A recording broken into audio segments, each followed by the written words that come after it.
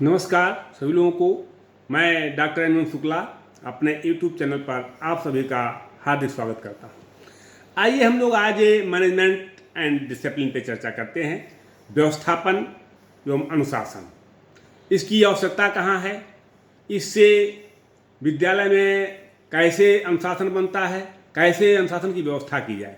तो बाल केंद्रित शिक्षा के अंतर्गत अगर आप देखें तो कक्षा व विद्यालय में अनुशासन एवं व्यवस्था बनाए रखने के लिए बाल मनोविज्ञान का सहारा लिया जाता है।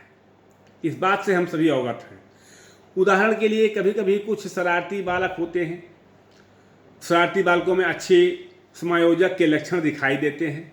ऐसी परिस्थिति में शिक्षकों को उन्हें दबाने के स्थान पर प्रोत्साहित करने के बारे में सोचना पड़ता है।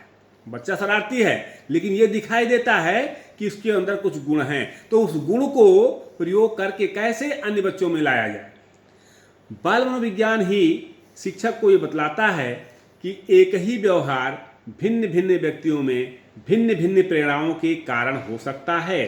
शिक्षक को उनके असली प्रेरक कारणों का पता लगाकर उनके अनुकूल व्यवहार करना होता है।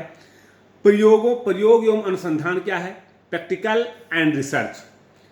बाल केंद्रित शिक्षा में बालकों को प्रयोग एवं अनुसंधान की ओर उन्मुख करने के लिए भी बाल मनोविज्ञान का सहारा लिया जाता है। निश्चित तौर पर बिना बाल मनोविज्ञान का सहारा लिए बालकों को प्रयोग एवं अनुसंधान की ओर उन्मुख नहीं कर सकते हैं, यानी उनकी रुचि को जागृत करना होगा। नई नई परिस्थितियों में नई नई समस्याओं को सुलझाने के लिए शिक्षक को स्वयं प्रयोग करते रहना चाहिए और उससे निकले निष्कर्षों का उपयोग भी करना चाहिए। जब शिक्षक स्वयं प्रयोग करता रहेगा तो निश्चित तौर पर वो बालकों को सही दिशा दे पाएगा। मनोविज्ञान के क्षेत्र में होने वाले नए नए अनुसंधानों से जो नए नए तथ्य प्रकाश में आते हैं उनकी जांच करने के लिए भी शिक्षक को प्रयोग करने की आवश्यकता होती है।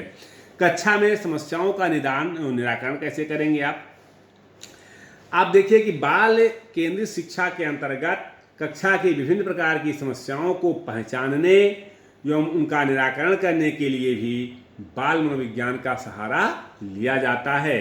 प्रगतिशील शिक्षा क्या है? प्रोग्रेसिव एजुकेशन जिसको बोलते हैं। अरे भाई, प्रगतिशील शिक्षा का आशय यह है कि प्रगतिशील शिक्षा पारस्परिक शिक्षा की प्रक्रिया का परिणाम है। प्रगतिशील शिक्षा की अवधारणा के विकास में संयुक्त राज्य अमेरिका के एक मनोवैज्ञानिक जॉन डीबी का विशेष योगदान है। डीबी के बारे में आप सभी जानते हैं। प्रगतिशील शिक्षा की अवधारणा है इसमें शिक्षा का एकमात्र उद्देश्य बालक की शक्तियों का विकास है। हम लोग चर्चा करते हैं कि शिक्षा के उद्देश्य क्या हैं, तो शिक्षा के उद्देश्य होते ही नहीं हैं। उद्देश्य व्यक्तियों के हैं, उद्देश्य हमारे हैं, उद्देश्य आपके हैं। और समाज का उद्देश्य क्या है? समाज का उद्देश्य है कि बालक की शक्तियों का विकास करना, बालक का विकास करना, वही शिक्षा का उद्देश्य होता है। तो जॉन डीबी ने यही कहा है कि शिक्षा का एकमात्र उद्देश्य बालक की शक्तियों का विकास है। वैयक्तिक भिन्नता के अनुरूप शिक्षण प्रक्रिया में भी अंतर रखकर इस उद्देश्य को पूरा किया जा सकता है।